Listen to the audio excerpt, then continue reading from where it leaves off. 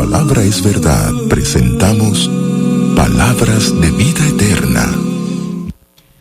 Bien, amigos oyentes, en Palabras de vida eterna, el tema de hoy es el llamado de Dios en medio del dolor.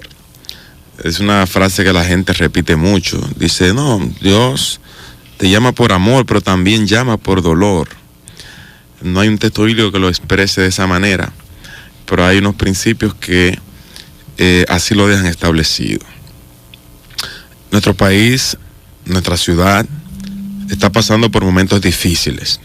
Ya los hermanos han hablado de lo que se ha sufrido aquí en San Pedro, pero también hay situaciones de manera colectiva en el país donde hay muchos problemas de corrupción, donde hay muchos problemas de violencia, donde la gente ve mucha injusticia.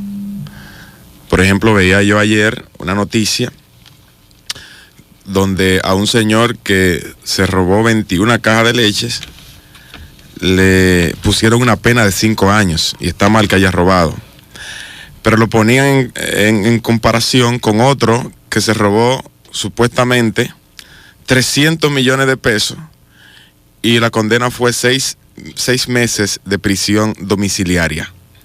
Entonces, mucha gente se siente indignado al ver este tipo de cosas. Entonces, en sentido general, nosotros vivimos en un mundo donde vemos cosas que nos afligen, que nos hacen sentir impotentes, que nos causan dolor, que nos causan tristeza, como lo que ha vivido nuestro pueblo en esta semana. Lo que les invito es a que analicemos y veamos en medio de tanto dolor y dificultades el llamado del Señor. Porque todos debemos estar de acuerdo en que la voluntad de Dios es que todos nos salvemos. Así lo dice 2 de Pedro 3:9, que dice que Dios no quiere que ninguno perezca, sino que todos procedan al arrepentimiento. En Ezequiel capítulo 33, verso 11, dice la palabra de Dios, dile, vivo yo, dice Jehová el Señor, que no quiero la muerte del impío, sino que se vuelva el impío de su camino y que viva. Vuélvanse de vuestros malos caminos. ¿Por qué moriréis, oh casa de Israel? Fíjense cómo Dios quiere que nos volvamos del mal camino, que nos arrepintamos, que cambiemos. Y a veces el mal que sufrimos no lo provoca Dios, pero Dios lo permite para que nosotros nos arrepintamos. Un ejemplo de ellos es lo que sucede en Amós capítulo 4. Dios tratando con su pueblo Israel dice, Amós capítulo 4, verso 6, les hice estar a diente limpio en todas vuestras ciudades, y hubo falta de pan en todos vuestros pueblos, mas no se volvieron a mí, dice Jehová. Fíjense que Dios lo que está diciendo aquí es, le hice pasar hambre, le hice pasar por necesidades, y dice, y ni aun así se volvieron a mí. Es decir, el Señor esperaba que en esa situación de escasez, de hambre, su pueblo reflexionara y se volviera de su mal camino. Dice el verso 7, también les detuve la lluvia 3 meses antes de la siega, e hice llover sobre una ciudad, y sobre otra ciudad no hice llover. Sobre una parte llovió, y la parte sobre la cual no llovió se secó. Y venían 2 o 3 ciudades a una ciudad para beber agua, y no se saciaban. Con todo, no se volvieron a mí.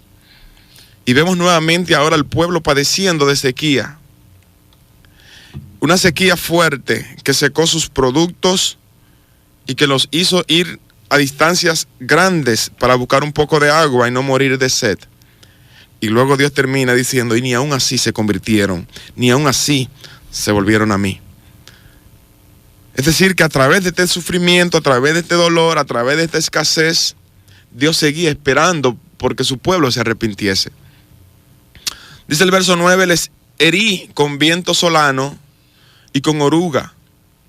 La langosta devoró sus muchos huertos y sus viñas y sus higuerales y sus olivares, pero nunca se volvieron a mí, dice Jehová. Envié contra ustedes mortandad, tal como en Egipto. Maté a espada a sus jóvenes, con cautiverio de sus caballos, e hice subir el hedor de sus campamentos hasta sus narices. mas no se volvieron a mí, dice Jehová.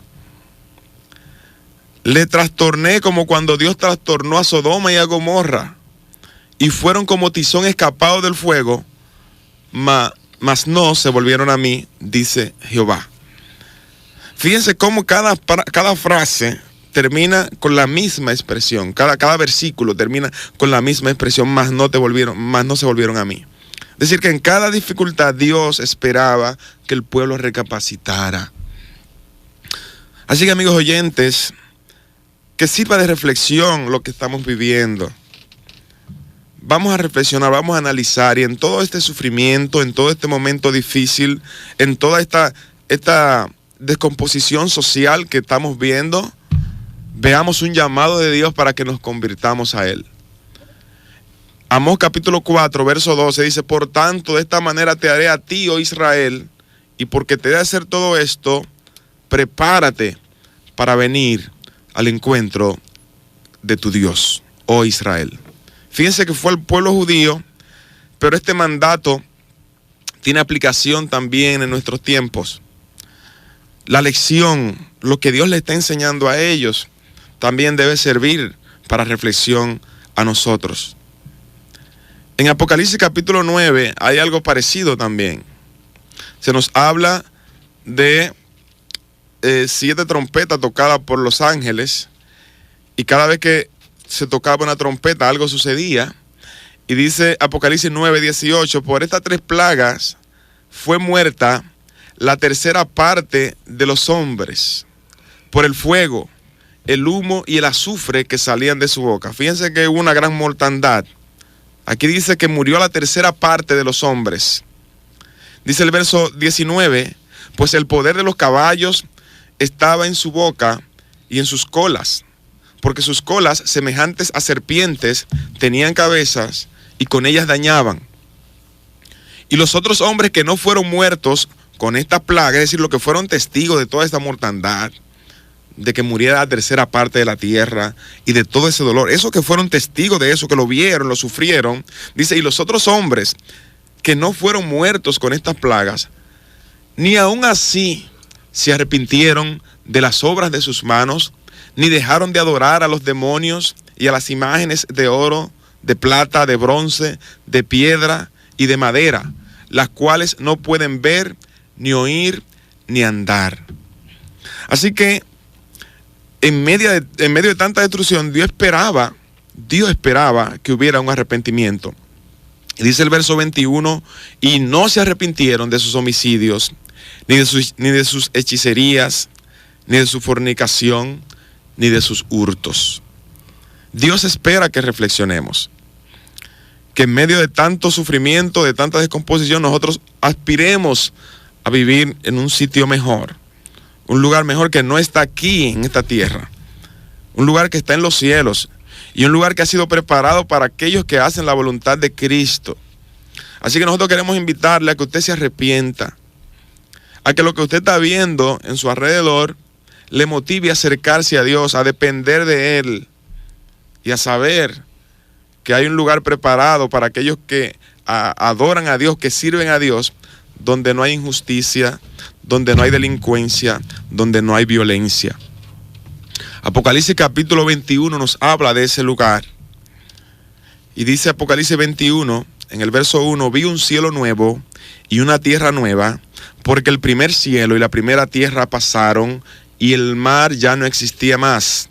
Y yo, Juan, vi la santa ciudad, la nueva Jerusalén, descender del cielo de Dios, dispuesta como una esposa ataviada para su marido. Y oí una gran voz del cielo que decía: he aquí el tabernáculo de Dios con los hombres, y Él morará con ellos, y ellos serán su pueblo, y Dios mismo estará con ellos como su Dios. Dice el verso 4: enjugará Dios toda lágrima de los ojos de ellos, y ya no habrá muerte, ni habrá más llanto, ni clamor, ni dolor, porque las primeras cosas pasaron. Gloria a Dios. ¿A cuánto no nos gustaría estar en un lugar así, donde no haya llanto, donde no haya por qué llorar, donde no haya razones para estar afligido, para estar compungido, donde no haya razones para lamentarse, ni mucho menos razones para usted andar con guardaespaldas, ni andar con temor de que le puedan hacer daño en las calles. ¿Dónde? ¿Quién no quisiera estar allí? Y dice el verso 5, y el que estaba sentado en el trono dijo, he aquí, yo hago nueva todas las cosas. Y me dijo, escribe, porque estas palabras son fieles y verdaderas. Dios hará nueva todas las cosas un día. Y nosotros tenemos que estar en el lugar correcto y del lado correcto. Dice el verso 6, y me dijo, hecho está. Yo soy el alfa y la omega, el principio y el fin. Al que tuviere sed, yo le daré gratuitamente de la fuente del agua de vida. El que venciere, heredará todas las cosas, y yo seré su Dios, y él será mi hijo. Gloria al Señor.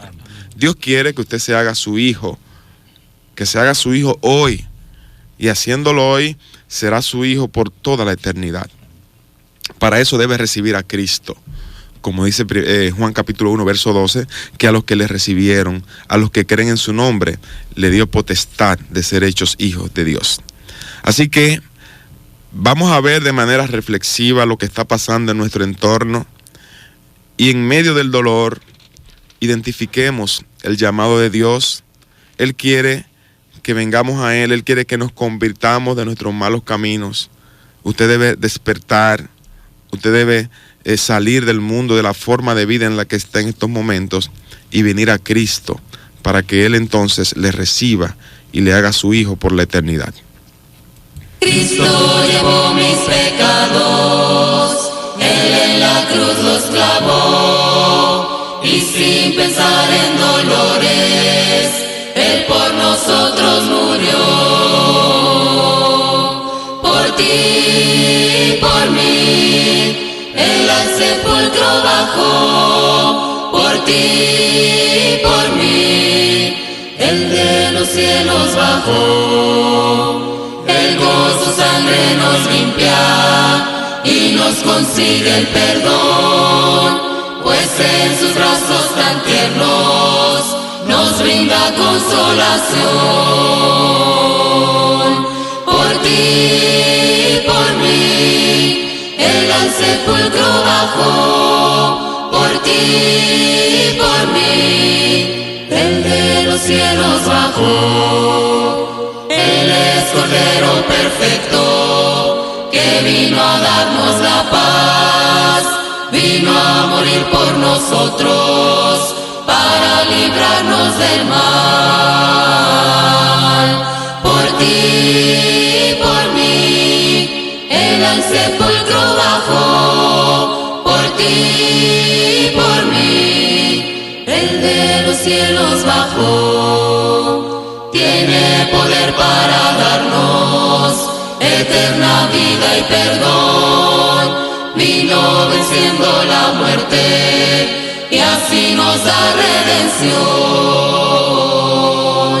Por ti, por mí, Él al sepulcro bajó, por ti, por mí, Él de los cielos bajó, Él de los cielos bajó, Él de los cielos bajó.